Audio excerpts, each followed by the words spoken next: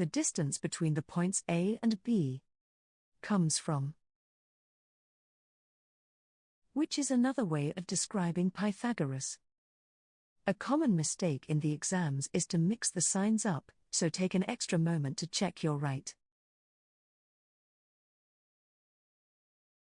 The midpoint, M, has the formula.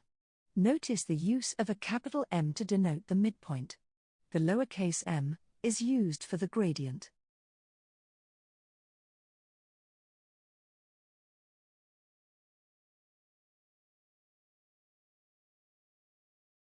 The gradient can also be measured using the angle the line makes with the x-axis.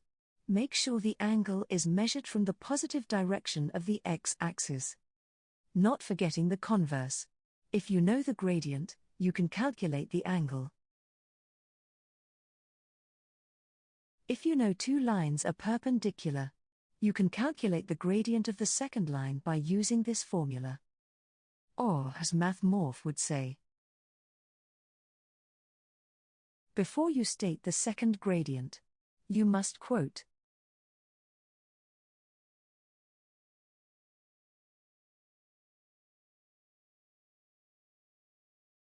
if the question mentions parallel, then it is directing you to use the gradient of the first line as the same gradient for the second line. If the question mentions, or you calculate two gradients as the same, then you need to recognize the two lines are parallel. If you're asked to show two lines are collinear, then you need to demonstrate the same gradient and state the point the two lines have in common.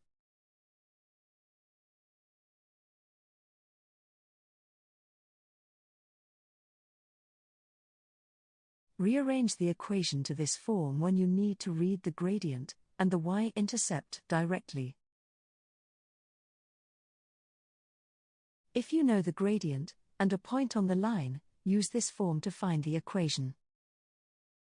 Questions often give the equation of the line in this form. You will need to rearrange it to find the gradient and y-intercept.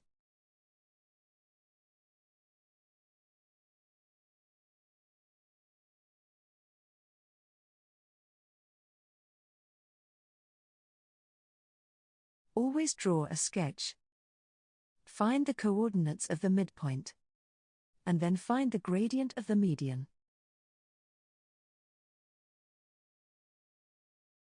Find the gradient of the opposite side. Then use the perpendicular gradients formula.